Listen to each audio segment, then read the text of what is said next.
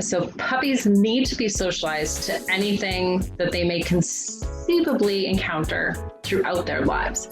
A lot of classes have this misplaced emphasis on socialization. People want this in-person training with their puppies so that they can socialize to other puppies. And if that class is not run well, then you run the risk of being under-socialized in all other areas. So topic today is, are puppy classes making your dog reactive? The short answer is yes, it's possible. It's actually very possible in a lot of cases, and we'll get into why that is. So first about me, for those who don't know me, my name is Sheena Neal. I own Keystone Dog Training. I've been working in my area since 2009. Last year with COVID, I moved everything online, have group classes online, behavior modification through Zoom and virtual training. Areas I'm most passionate about are fearful dogs and behavior modification for those fear issues, positive dog husbandry, and starting puppies on the right track so that we can prevent problems in the future. Puppies kind of became a thing about 5 years ago. Started to see areas where we can improve when they're really young so that I'm not seeing them as 2, 3, 4-year-olds with behavior problems, fear problems, that type of stuff. I'm a supporting member of the IAABC. I'm Fear-Free certified, a member of the Alberta Force-Free Alliance. For those that aren't in the immediate Lloydminster kind of area, the Alberta Force-Free Alliance has a directory of vets, groomers, trainers, rescues across Alberta that follow kind of more force-free methodologies. And I run the Positive Dog Husbandry Facebook group and website that is free resources for preparing your dog for handling, nail trims, grooming, vet visits, that type of thing. So if we're going to talk about reactivity, we need to first define it. Broad definition is an inappropriate or overreaction to a stimuli. Stimuli is anything that the dog perceives with any of their senses, anything they see, hear, smell. This is a really broad definition. It kind of goes into 2 categories. There's a fear response and a fear reaction. On the other end is kind of more overexcitement, over-arousal, which we see a lot with puppies. And we'll kind of go through how that overexcitement, over-arousal can then lead to fear reactivity once they get older. So quick outline. I'm going to go over common problems in group classes and the risks that are associated with that, how well a structured class can mitigate these risks, in-person versus online, what's best for you and your puppy, and then we'll go over questions that you can ask to kind of screen a trainer or a facility, and there will be a PDF. I'll email it once this recorded version is uploaded and everything. That'll be in the same email. And then we'll go through Q&A and whatever questions you guys have. If you have a question throughout, you can unmute yourself. I can't necessarily see, like if you wave to try to get my attention, so you can just unmute yourself. Feel free to interrupt with questions. So these are, I've kind of gauged everything from least desirable to most desirable. A note about these categories is that no class will be perfect and have the best of everything in the best category. That can be due to just time limitations of a class, the number of people in a class, the facility, the area that the class is being held. So it's kind of a guide if you're shopping for trainers. You want to lean more towards the best. Average is what most people can kind of have access to locally. But just so that you're aware that like very few classes will have everything in the best category. As a trainer, that's a lot to do and can be really difficult, just given different constraints. So the first category is playtime. In a poorly run class, there will be no structure to play. You'll have groups of puppies, like 5, 6 plus puppies, all playing together. There's no structure. Nobody's interrupting, behaviors that could be worrisome if, one dog's being bullied, or if some are kind of ganging up, or if there's fear issues. So the average class will have scheduled playtimes. So this is usually throughout the class and near to the end, not at the beginning of class. At the beginning of class, just from feedback from clients that I've had, play at the beginning of class gets puppies really amped up and they just want to play the rest of the class. So the puppies get frustrated because they want to go hang with their friends, and owners are frustrated because their dogs won't focus on them at all. And supervised. We want them to be supervised by somebody who knows what to look for, can read body language, can read different behavior cues, that there could be a problem, that the dogs aren't comfortable. Best case scenario, 2 to 4 dogs at a time, ideally matched with play styles. So not necessarily with size. You can have a large breed puppy playing with a smaller breed puppy that's really tiny, if their play styles are the same, whether it's rough and they go crazy and they're fine together, or if they're a little more laid back. So not necessarily size, just play preference and style. Visual barriers. Having an open setup can increase arousal. This can lead to increased frustration. This can, over time, lead to that reactivity. Ideally, a class would have some somewhere where, if you know that your puppy is getting upset or if you're getting overwhelmed, you can kind of retreat to an area, let them settle, kind of regain their focus and then come back. Or a class could have individual spaces, kind of like little corrals, where owners can control their visual access to other dogs. So you can bring them out, let them see puppies. If they get too excited, you bring them back in, let them settle. I have a picture later on that kind of shows that. Another big problem area, huge problem, is bottleneck zones. So entering and exiting the class. If classes are just one back to back, then you have people leaving, you have people going, different types of dogs, different types of people with different handling skill levels and experience. This is where we see an increase in pulling. All the dogs are pulling towards each other. They want to greet. This can then kind of roll over into, you're on walks and your dog has this habit now of pulling towards every dog it seems to greet them. And we'll get into how that later kind of leads to issues. Having staggered classes, so a class ends 5 minutes early, people can kind of trickle out, and then the next class, 5 minutes. So if you ended at 5 to 1 and the next class starts at 1:05, then you have that time to kind of let people come in and out at their own pace. A lot of classes will have rules on greetings, and that should be no greetings until puppies and handlers both have the skills to do those interactions and those greetings properly.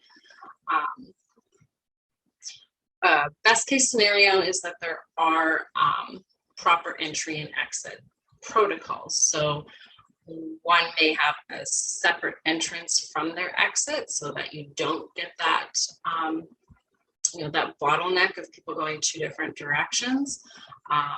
And again, gaps between classes. So 5 or 10 minutes to let everybody kind of trickle out and trickle in. just to prevent that high intensity of everybody meeting at the same time. Assessments. So in a lot of classes, if you pay, you go. And that's kind of the only criteria for attending a class. Having a history or some type of, even just a quick survey as to what your dog's kind of play style is, if there's any issues, that helps a trainer or a facility gauge whether that class is appropriate for your puppy. In a detailed assessment, it better helps trainers gauge if it's the right environment for you and your puppy, as well as having a clear behavior policy. So knowing before you get into a class, kind of what the behavior rules are for excessive barking, over arousal if you are unable to get your puppy to focus, what kind of happens with that. So if it's a problem of excessive barking, maybe they'll have like an area, like a safe retreat area, or they can set you up kind of away from all the hustle. Someone else come in. So having those clear expectations, so that ahead of time, if there are issues, they will be mitigated. Or if it's severe, if it's really severe reactivity or aggression, which is quite rare in puppies, then the trainer might recommend private one-on-one instead. But having that clearly communicated with you before the class begins. Not all facilities allow treats. They should. So a class that doesn't allow treats or allow toys or play or anything to reinforce your dog would be highly concerning. We'll get into why that is later. Average class, they will require some type of treats. Best case scenario, they will give you guidelines for treats that work best.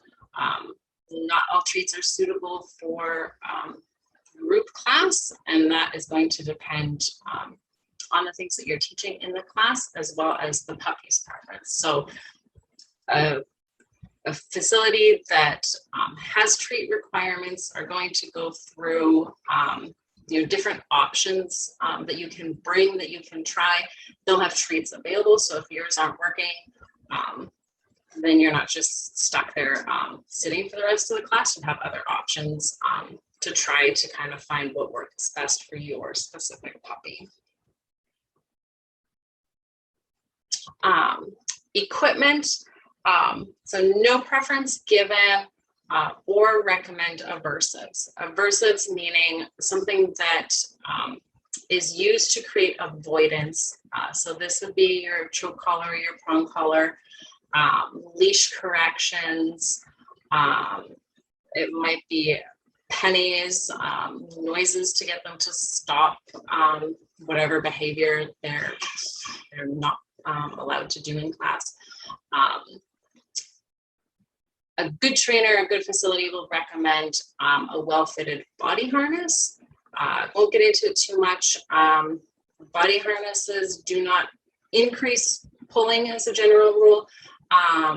They are safer for your puppy, both physically and mentally in the long run, as well as flat collars can help contribute to reactivity as well. Best case scenario is a class has strict policies on the equipment used. They may have a list of styles or brands that they prefer be used in their classes.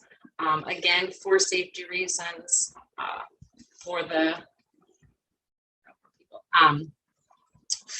overall health of your dog. What happens if your dog fails in class? Worst case scenario is that the dog is punished for getting it wrong. Any class that teaches punishment shouldn't be dealing with puppies, shouldn't be dealing with dogs as a general rule, but a preference should be given to teaching desired behaviors. So if a dog is jumping, a desired behavior that counteracts that would be to sit when they greet people. If it's barking, then we can teach quiet, we can teach settle, we can teach the dogs to be calm.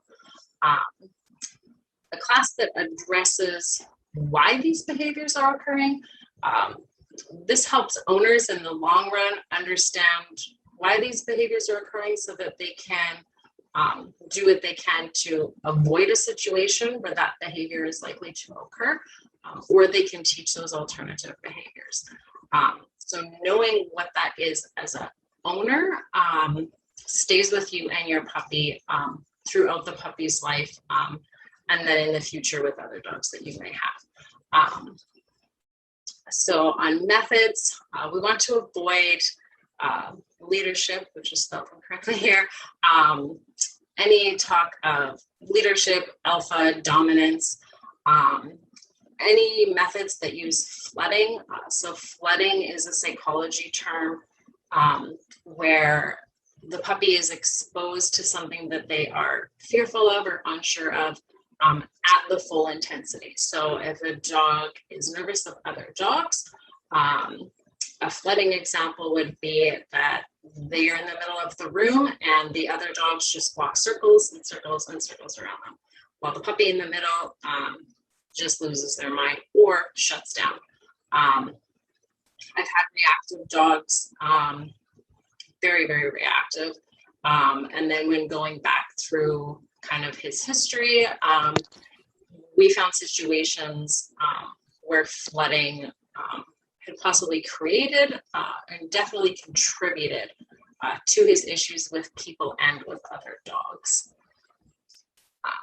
Positive reinforcement, we all work for positive reinforcement. The positive portion of this does not necessarily mean good or bad. It means adding something. Reinforcement is something that will increase the likelihood of that behavior occurring. Someone just left, hopefully they aren't having problems. So an example is giving treats. We add the treats to increase the likelihood of the puppy sitting, lying down, staying in the future. So as shorthand is just plus R, positive reinforcement. Best case, the class covers positive reinforcement as well as desensitization and counter conditioning. These are used in behavior modification. Counter conditioning is teaching the animal to have a different emotional response to something. So we're working on the cause, the why behavior is occurring. And desensitization is the opposite of flooding, in which we are exposing them to a stimuli they are nervous of, but at an intensity that they never feel fearful, nervous, stressed by that specific trigger. Socialization, this is a big one. So a basic class is going to socialize to dogs and humans only. They could, puppy socialization could just be a pile of dogs all playing together. Socializing to humans could be rotating so that each owner switches puppies and picks them up, handles them, which is fine if it's done correctly, but in most cases, it can be really overwhelming for puppies, and we get into the zone of flooding there. Socialization also needs to include a very, very, very long list of different categories. Different types of toys, different objects, things that move, different sounds. Sounds could be from toys or playing them on an iPad or something as the puppies go about their business. So we're using desensitization to get them acclimated to different sounds. And best case scenario, that's going to be explained in detail. You may be given a list or resources for lists that have those different categories and different ideas and examples of what puppies should be socialized to.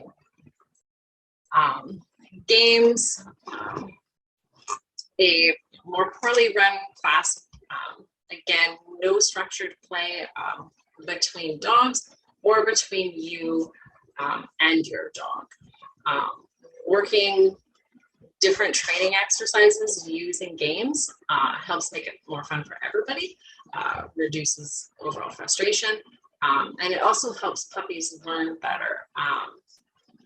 Puppies learn by playing. All young animals, mammals in general, learn through playing the best. So in best case scenario type of class, a large portion of the training is done through games. So you're playing sit games, you're playing games where the dog moves from a sit, down, stand. Recall games. Recall games are huge. And recall games are really great at helping those behaviors to become really quick and fun and reliable. If the dog's having fun, they're likely going to follow those cues in the future because it's worth it for them.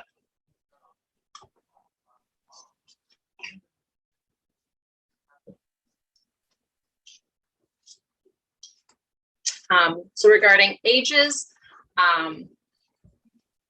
classes that have no age cap, you can have puppies that are 8-9 weeks old with dogs 7-8 months old.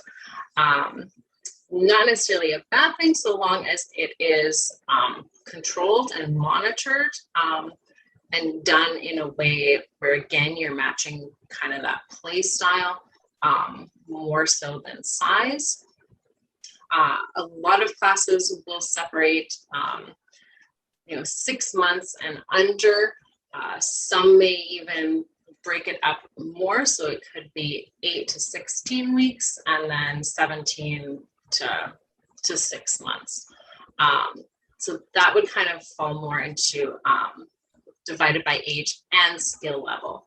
Skill level here just meaning the maturity of the puppy. At 8-9 weeks, their attention is really small. You have to take lots of breaks with them. So training, an 8-9 week old puppy is very different than a 6-month-old puppy. So breaking it up allows the trainer to address the age group appropriately versus just one kind of cookie cutter class where all the dogs are expected to learn the same way, because they won't, just because of the age difference. Downtime in a class, so having a full schedule where the puppies and the owners are expected to just move from one thing to another seamlessly is usually asking too much. Having 1 or 2 breaks, having a policy where you can take your puppy out if your puppy's nervous, if they're overexcited, if they have to potty, if you're frustrated and you need a break, you can go out, have a breather, and then come back in. Ideally, the end of class will have some type of wind down time. So this is where you can work on, settle on mat, relaxation protocols. The puppies get a Kong or something to chew. And then it's kind of more of a lecture for the owners while the puppies are settling. So unstructured classes cause a lot of frustration for both owners and puppies. Puppies are usually in a constant state of arousal and never able to settle down. Most classes have minor frustrations and overexcitement. Again, you should be able to retreat, have a break. So talking about downtime, again, the ideal class will have downtime kind of at the end so that puppies have that experience of doing fun stuff, seeing their friends, And then they learn that settle behavior at the end, so that later on, throughout their life, when things are really exciting, they also have that off switch as well, so that they're not just perpetually excited and over-aroused and worked up about everything in all situations, because that gets really frustrating for owners and for puppies as well. So the behavior risks. So a lot of what I see is frustrated greeters. So this is a type of barrier reactivity. Barrier reactivity can be leash reactivity. So your dog is reactive to other people, other dogs when on leash. It could also be behind a fence or other type of barrier. Something is preventing them from getting access to the thing that they want, is what barrier reactivity is. So as they get older and they get bigger, if we're on walks and they're pulling and they're getting frustrated because they can't get to another dog fast enough, then we might start giving them leash corrections. We might start holding them back. Problem is that if this behavior was previously reinforced and they were allowed to greet, and then that reinforcement suddenly grinds to a halt, then the frustration and intensity can increase. So fearful of people or other dogs. So puppies go through a critical socialization period, on average, somewhere between 8 and 16 weeks. Every breed is different, and then every individual is different as well as to when they will come into that that period. Within that fear period, there's also a time called a fear period. So in their socialization period, usually for a couple of days, they will have a fear period. So this makes them very sensitive to single event learning, to things that scare them. This increases the chance of something that scares them in this time frame can be with them for life. So when they're at this age, we want to safeguard from them being overwhelmed, from them being nervous or shy of something. If they are on the shy side, we just want to let them take their time. If they want to hide under a chair, that's fine. They can do that. Classes that are really busy, really loud, really chaotic can be scary. And this can lead to being scared of people, dogs, whatever was in that environment at that time. They can take that association with them into adulthood. So watching body language, the trainer should be watching body language of all puppies. And if there's any signs of nervousness, doing what they can to address it for that puppy so that they feel comfortable. Overexcitement and arousal. So again, a well-run class will include time for them to wind down. The overall goal of the class should be to teach puppies that they can settle and relax in the presence of really cool, fun things. So other toys, other people, other puppies. This goes with them into adulthood and is probably one of the most valuable skills any puppy can learn. I taught my dog this kind of without knowing it. She has like settle on mat behavior. I can put down anything. I can put down a tea towel, a sweater, a t-shirt, and tell her pillow, and she'll just sprawl out, usually have a nap. So when we travel, when we go to new places, even to the vet clinic, I take a mat or something for her, and that's where she just chills out. The inability to settle is a precursor for reactivity, because again, that over-arousal, that excitement can lead to more frustration and possibly fear down the road. So poor leash manners, again, so that those bottlenecks where everybody's coming and going at the same time. All the puppies are dragging to get to each other to greet. If that is how they learn to greet people and other dogs, that's going to be their baseline for greeting people and dogs. So by the time they're 100 pounds, 120 pounds, we're holding them back. They get more frustrated. So visual barriers in class allow us to kind of control our dog's visual access to something. So we can bring them out again, they can see other puppies, and then we come back for a little break, and we're doing it in small bursts, so it doesn't just snowball and escalate for them. So this is an example of a barrier in a group class. This was a loose leash walking class. So these barriers are at an angle. So with the dogs walking on the outsides, they really only see each other for a few seconds if they pass through kind of that space at the same time. And then there was another Sheena, portion. Yeah. I don't think you're sharing your presentation anymore. Has it been like that the whole time? I was just looking for the picture that you were talking about, and I was like, wait a minute. That's better. Okay, sorry. These were just, so this is what we've, the pictures are stock pictures. So they're like, okay.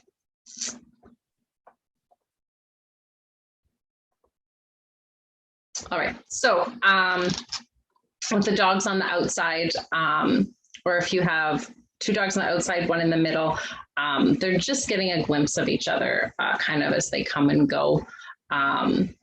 There's not that, that time to start to get overexcited and to let things escalate. So now we get into kind of a huge area that I find to be a problem collectively in the dog world. Not so much dog professionals, but definitely the general public, some professionals as well, professionals in other areas. So groomers, rescues, vets. And that is that a lot of classes have this misplaced emphasis on socialization. So the definition, or a definition of socialization, is exposure of a young domestic animal to a variety of people, animals, and situations to minimize fear and aggression and promote friendliness. So the note here is situations as well as other people. It's not just puppies playing with other puppies. And that's where I see from feedback from other clients is that, you know, they were maybe taught how to let their dog socialize, not always extensively, but this hyper focus on one area comes at the expense of our dogs being under socialized in all other areas. So, and again, if we're not properly socializing to puppies, if we're leaning and kind of more to the side of flooding, we're going to have issues there too. But this under socialization in other areas, this can be different types of handling for grooming, for vet care. Sounds, again, sounds is huge. There's apps, Soundproof Puppy Training is one, Brave Puppy is another app, and YouTube has sounds for pretty much anything you could imagine. But especially puppies that are born in winter, I find a lot of them come to have problems come, you know, spring, when we have thunderstorms, when we have rain, when we have wind, because they missed that during their critical socialization period. Different things to eat from, different bowls, different food dispensers, toys, different surfaces to walk on. So some puppy classes will have like the yoga boards that kind of wobble. things that move when they walk on them. This is all really important in this critical socialization period. It's not just puppies meeting puppies. And so that's kind of the whole point of this presentation. In doing online stuff last year, people loved the online group class. I did 3 or 4 rounds of it, but as things are opening up now, people want this in-person training with their puppies so that they can socialize to other puppies. And if that class is not run well, then you run the risk of being under-socialized in all other areas, and possibly creating behavior issues to other dogs. So over the years, 13 years, that I've been dog training, I get a lot of people saying, we took him to puppy class. I don't know why he's reactive. I don't know why he's snarling at other dogs. We did that training like we were supposed to do. But we see now that if those classes were not run well, if the emotional state of the dogs was not a priority in those classes, then we have problems. So that's kind of the main kicker. This is like the whole point of this presentation, is that being in person is not always the best way. And some of you, like I have people in here locally in the Lloyd area and in the US. So a broad array of people here. And so if you don't have access to a well-run puppy class, a poorly run class is not kind of the next best thing. And we'll get into screening trainers and facilities here. So behavior risks due to a lack of proper socialization.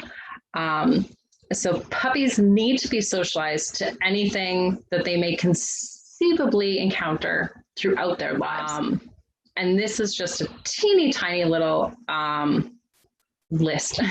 Again, handling for grooming and vet visits, sounds, surfaces, things to eat from, and different types of animals, if done safely, if dogs are on leash, if animals are contained. And dogs do not need to interact with something to be socialized.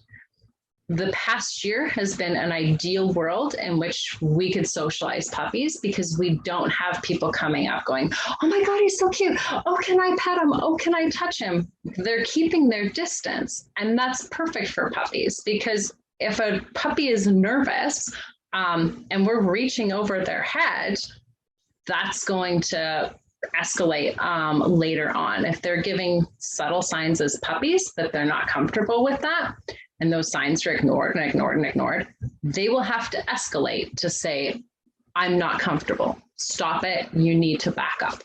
And on the other side, if they're overexcited and people want to greet our puppies and our puppies are jumping and they're piddling themselves, again, that goes with them because that's how they've learned to interact with people.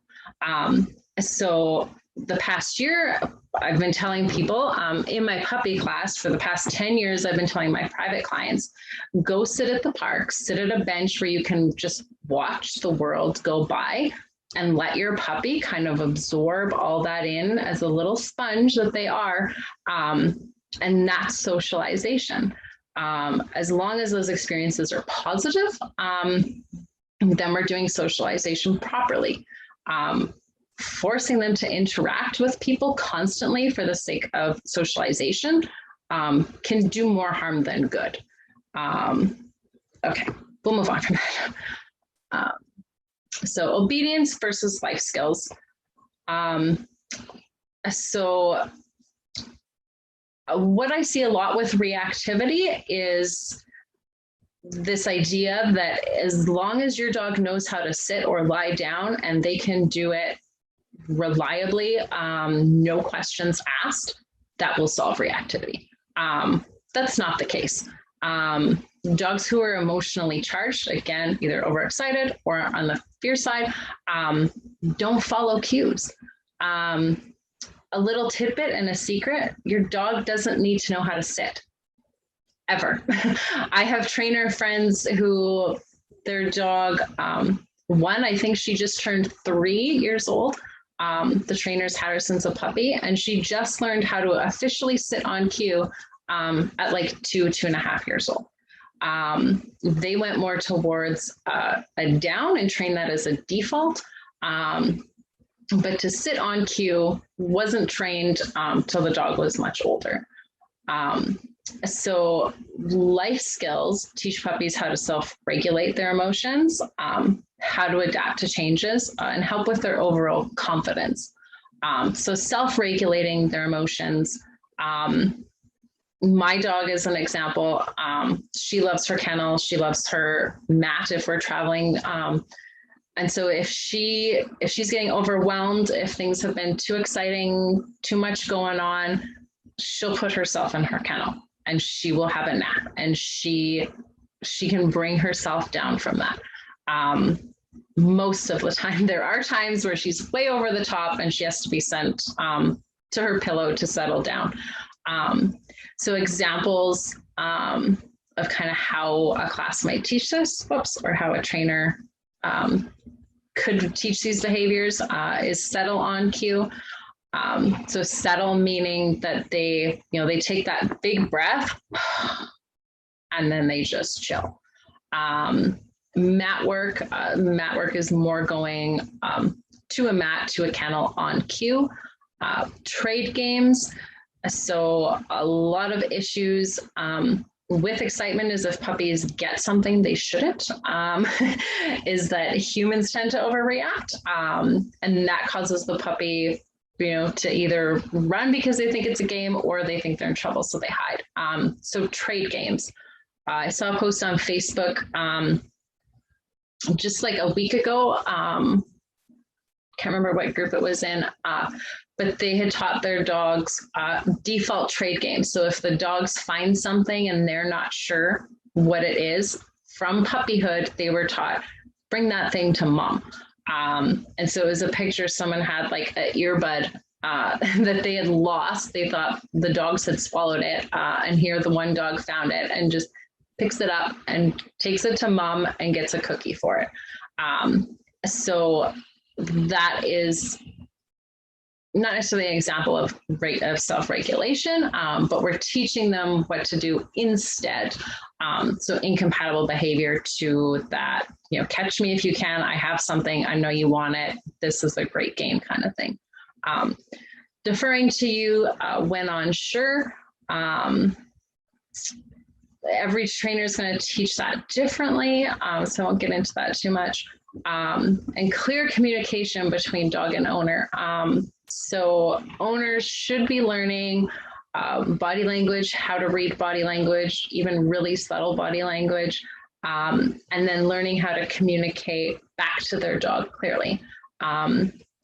In my class, I have an example of an owner doing hand cues and the dog's just kind of like throwing behaviors. He's really excited. Sorry, don't mean to to zero you out. And he's confused. And I've had the same thing with my dog. I give her a cue for shake a paw, and she thinks that means speak because visually those are very similar things to her. So learning how to give cues so that we avoid that confusion, that frustration, and can read them clearly. Should be part of any dog owner relationship. So just a quick recap. Well-structured class will have structured and supervised playtime, ideally where play styles are matched and there are only 2 to 3 puppies at a time. The other dogs can either be doing tricks and cues with their owners or just watching, because that is a life skill. You can watch other people have fun and you don't have to be in the thick of it. You can just observe. Visual barriers for all puppies to reduce that arousal and excitement. Policies for that entry, that exit, protocols to avoid those hot spots where there's bottlenecks. A history of some sort, either basic or a little more detailed, but something other than just paying a fee and showing up, so that if your puppy isn't suited for a general class, maybe they're suited for like a scaredy dog class or something maybe more suited for them. Not encourage treats. Treats should be a part of class. Dogs are food motivated. If they are not food motivated, if they will not take food, number one, they need to see a vet because something is wrong. Two, if they are in perfect health, we need to look at their emotional state. A fearful dog will not take food. So again, with reactivity, I see a lot of people, you know, I use hot dogs, I use cheese, nothing works. Well, when they are like 0 to 60 and they are over the top, they're not following cues. They're not taking food. They are emotionally reacting. So the operant stuff, the training stuff, doesn't help us in that case. We need to get them before they're reacting. Informing owners of what type of harness to wear, giving recommendations on either style and shape or brand. We want to be rewarding good behavior, setting our puppies up for success, so they don't have the opportunity to perform undesired behaviors. If those undesired behaviors don't become habits, then we don't have to worry about them. We want the good behaviors, the desired behaviors that we want to become their defaults. Oops, going the wrong way now. We want to use a positive reinforcement to teach new behaviors, desensitization and counter conditioning to address behavior problems or things that could potentially be behavior problems in the future. Focus on socialization as a whole, not just one or two aspects of socialization. We want to use games to establish those really reliable cues. Separating classes for age, usually, 8 weeks to 6 months. Ideally, you'd have your really young puppies, under 20 or so weeks, and then you'd have the older puppies. Allowing downtime for exercises like settle on mat, either periodically through the class or at the end, kind of one big wind down. A note about trainers interacting with puppies. This is from another trainer. I finished my presentation and she's like, you know what drives me crazy? This. So I was just going to put a note on it. So trainers that are really animated with puppies, high-pitched voices, fast movements, petting them, loving on all the puppies, is not always the best case. Again, that's adding to the arousal and the excitement. Interactions should be more low-key, so that we're not getting puppies excited, because then it's on the owner to bring them down from that and to get them to focus. And with puppies, that's tough because everything is fun and they love everything. So a little bit about Level Up Pup. Level Up Pup is my online group class. We have another one coming up September 15th. Just kind of quick what this focuses on. So the goal of the overall class is to create dogs who are calm and able to focus on cues, able to regulate that energy, establish those basic cues for sit down, stay, recalls, strengthening learned behaviors week by week, and systematically so that the puppy is successful at each stage. So instead of going, puppies learn to do the behaviors in the environment that they learned them in. So if you're teaching in your living room or you're teaching in group class, when you leave those spaces, those behaviors are usually gone. The puppies appear to not understand them, even though just 20 minutes before they were following them beautifully. So in my puppy class, I have a checklist for all behaviors that we that we cover, that we train, and then how to gradually build them up so that you're working in your house first, then maybe your backyard, your front yard, down the street, and slowly working that up to more distracting environments, so the puppy is successful at each stage. And then that's part of progressing. So taking it from stuff that works at home and they're good at following cues at home, out to the real world. So the end goal is, a dog you can travel with, you can go hiking with, you can camp with, and in every new environment, those cues are reliable because they've been trained in tons of different environments, and your dog has a history of being reinforced for following those cues, regardless of what is kind of going on around them. So we cover house training, crate training, resource guarding prevention, a little bit of introducing to other pets that you may have if you have other dogs or cats in the home already, socializing in and around your community, socialization checklists, a training checklist, handling, grooming, nail trims, that type of stuff, different protocols for settling on mat, chill mat. Everybody kind of calls it something different, but the concept's the same. You put something down, the dog lays down, they have a nap. Training behaviors reliably, and then as part of this program, you have access to the library of handouts on the Halloween, surviving holidays, camping season, that type of stuff. So just a quick comparison, benefits of in-person versus online. And in-person, this is assuming it is a well-structured quality class that you're able to take locally. So in-person, you can't work on your own schedule. Online, you can. One-on-one coaching in any good class, if there's a trainer and ideally an assistant, somebody will be there to help you if you're struggling. Through Zoom and the online stuff, clients send me videos. I provide feedback for them if I need to. I do a quick video and send it back on how to kind of fine tune and solve kind of whatever problem. Proper socialization. So with online, you have the information, you have the checklist, and you can go out and do that socialization at your own time and at your puppy's pace.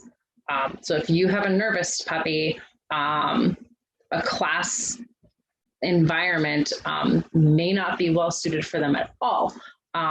Whereas doing that socialization on your own and helping them build that confidence slowly might be a better option for them. So hands-on assistance, again, online, we can't do hands-on, but we video back and forth to critique and to get things so that they're working really well, both for owner and for puppy. In-depth owner education. This is a time kind of constraint issue. In class, in person, you have an hour. You have the things that you need to cover. Puppies need to go out and pee. There's, different things that come up that need your attention as an instructor. And so you just don't have the time to really deep dive into a lot of things.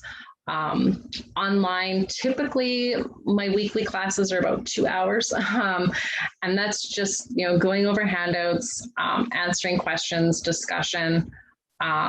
With online, there's access to the whole library. So there's video tutorials on all your sit down, stay, recall, loose leash walking. In my class, I also have one open discussion class per session. And so people can submit their questions. And then I do a presentation that really deep dives into those questions. So I've had introducing to a cat in the house, and the cat was not a fan of the puppy. So we went really kind of detailed to keep both the cat comfortable and the puppy comfortable while they got used to each other. And if there's no questions, I come up with something that just kind of strikes me in that week. And those are sometimes like 3-hour sessions. I get a copy of this. So again, it goes through playtime, kind of gives you an idea of what questions to ask when you're choosing a trainer or a facility, and kind of when you ask, about playtime or any of these categories, kind of what the ideal answer should be.